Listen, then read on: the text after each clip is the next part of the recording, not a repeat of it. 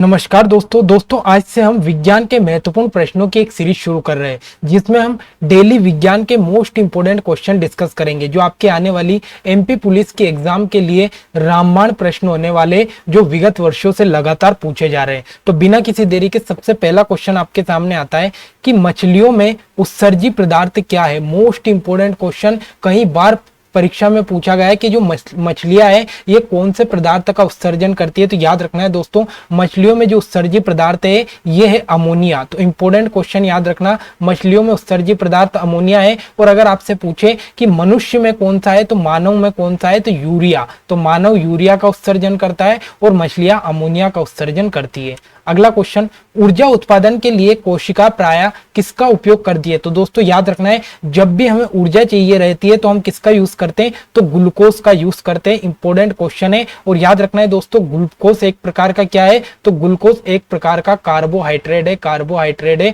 जो हमें क्या प्रदान करता है तो ऊर्जा प्रदान करता है। और अगर आपसे पूछे कि हमें तुरंत एनर्जी किससे मिलती है तो हमें तुरंत एनर्जी कार्बोहाइड्रेट के द्वारा मिलती है। ठीक है, अगला क्वेश्चन आता है कि कौन सा धातु जल में डालने पर तैरने लगता है। इंपॉर्टेंट क्वेश्चन लगाकर लिख लेना कि वो कौन सी धातु है जिसे जल में डालने पर वो क्या करने लगती है तैरने लगती है। तो याद रखना है, कैल्शियम एक प्रकार की ऐसी धातु है जिसको अगर आप जल में डालोगे तो ये तैरने लगेगी। इंपॉर्टेंट क्वेश्चन है। अगला क्वेश्चन, निम्नलिखित में से कौन अधातु विद्युत का सुचालक है। मोस्ट इंपोर्टेंट क्वेश्चन है, कई बार आपने देखा होगा ये क्वेश्चन पूछा गया। तो अगर हम बात करें तो जो ग्रेफाइट है, ये ग्रेफाइट क्या है तो एक प्रकार की अधातु है, लेकिन ये क्या है विद्युत का सुचालक है। विद्युत का सुचालक से मतलब ये होता है कि जो ग्रेफाइट है इसमें क्या होता है तो इसमें आप जो करंट है इस करंट का फ्लो हो सकता है, लेकिन ये एक प्रकार का अधातु है। आपने देखा होगा पेंसिल की नोक तो उसमें ग्रेफाइट होता है और उसमें अगर आप देखोगे तो उसमें आप विद्युत का फ्लो कर सकते हो। अगला क्वेश्चन आपके सामने आता है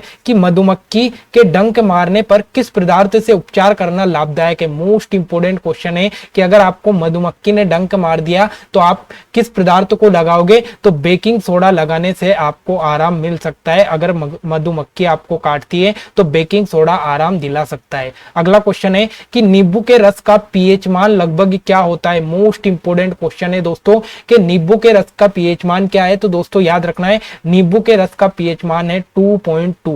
और अगर आपसे पूछे कि नींबू कैसा पदार्थ है तो ये एक प्रकार का अम्लीय पदार्थ है। अम्लीय पदार्थ क्यों हुआ, क्योंकि दोस्तों अगर हम देखें तो ये एक प्रकार की पीएच स्केल होती है और इसमें 1 से लेकर 14 तक गिनती आपको देखने को मिलेगी और बीच में आपको देखने को मिलेगा 7। तो 1 से लेकर 7 तक हम देखें तो जितना भी 1 से लेकर 7 तक पीएच मान आता है वो क्या होंगे तो वो अम्ल होंगे, और 7 के बाद 14 तक जितने भी जिसका भी पीएच मान रहेगा वो क्या रहेंगे तो वो क्षार रहेंगे। तो आपका नींबू का पीएच मान 2.2 आया तो ये क्या हुआ तो ये एक प्रकार का अम्लीय पदार्थ हुआ। ठीक है, अगला, निम्नलिखित में से कौन प्रबल अम्ली है। अब प्रबल अम्ली कैसे पहचानोगे तो मैंने आपको स्केल बताया कि 1 से लेकर 7 तक क्या है अम्ल और 7 से 14 तक क्या है क्षार। तो अगर आप देखोगे तो जो 7 है ये 7 अम्ल हो नहीं सकता क्योंकि ये क्या है उदासीन है, और उदासीन मतलब क्या बिल्कुल बीच में आ रहा है तो ये उदासीन है। 14 क्या है तो 14 क्षार हुआ। अब 0 भी अम्ल है और 3 भी अम्ल है, लेकिन यहाँ पर प्रबल अम्ली पूछा मतलब सबसे ज्यादा अम्ली कौन है तो सबसे ज्यादा अम्ली कौन होगा 0 होगा, क्योंकि 0 के बाद अपन 1 में चलेंगे तो उसमें कम अम्ल रहेगा, फिर उसके कम, उससे कम, तो सबसे ज्यादा किसमें 0 में है। तो प्रबल अम्ली क्या हुआ तो प्रबल अम्ली आपका 0 हुआ।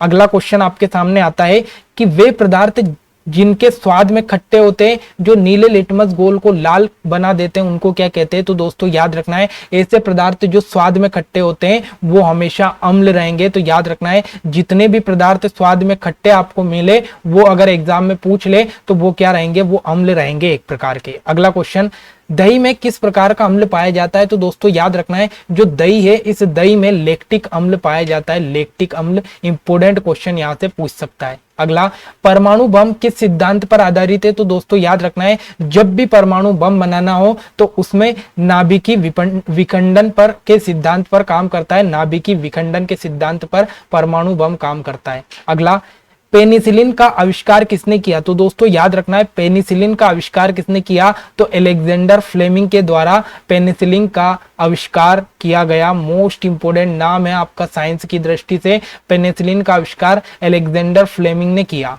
अगला क्वेश्चन, दूध के दही के रूप में जमने का कारण क्या है? तो दोस्तों इसमें एक बैक्टीरिया पाया जाता है जिसका नाम है लैक्टोबैसिलस, और ये लैक्टोबैसिलस बैक्टीरिया क्या करता है? तो आपका जो दूध है इस दूध को दही में जमा देता है।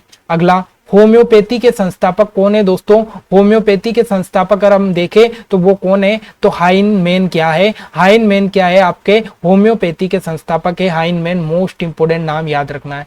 अगला, प्रथम एंटीबायोटिक की खोज किसने की? मोस्ट इंपोर्टेंट क्वेश्चन है दोस्तों, प्रथम एंटीबायोटिक दवा की खोज किसने की? तो ये की अलेक्जेंडर फ्लेमिंग ने, अलेक्जेंडर फ्लेमिंग ने। और कौन सी दवा थी वो?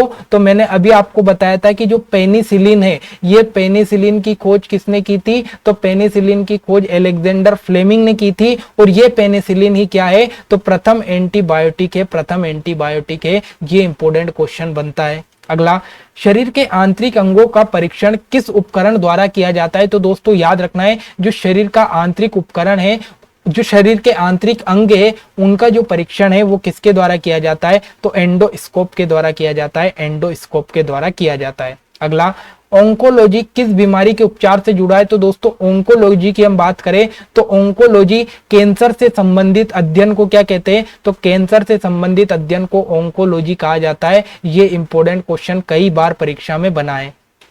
अगला, सोरोलॉजी का अध्ययन है, तो याद रखना है सोरोलॉजी में किसका अध्ययन किया जाता है? तो छिपकली का अध्ययन किसमें किया जाता है? तो सोरोलॉजी में किया जाता है छिपकली का अध्ययन। ये भी क्वेश्चन लगातार परीक्षा में बना है।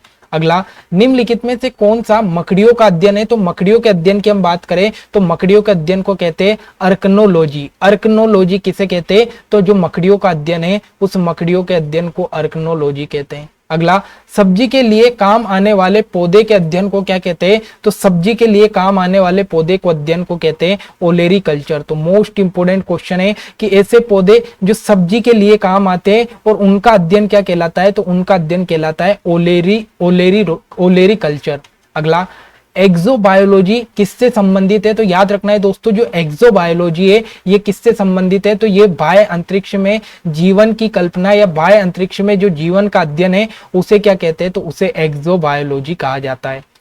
तो दोस्तों ये आज के साइंस के टॉप एमसीक्यू थे जिसमें हमने लगभग 25 से 30 एमसीक्यू देखे हैं। तो आशा करता हूं कि क्लास आपको बेहद अच्छी लगी होगी। डेली इसी प्रकार से हम साइंस के क्वेश्चन को डिस्कस करेंगे ताकि आपकी एग्जाम आने तक साइंस के जितने भी इंपॉर्टेंट क्वेश्चन है वो सारे हम कवर कर लेंगे। तो मिलते हैं अगली क्लास में। अगर क्लास अच्छी लगे तो चैनल को जरूर सब्सक्राइब करें। मिलते हैं अगली क्लास में। जय हिंद, जय भारत।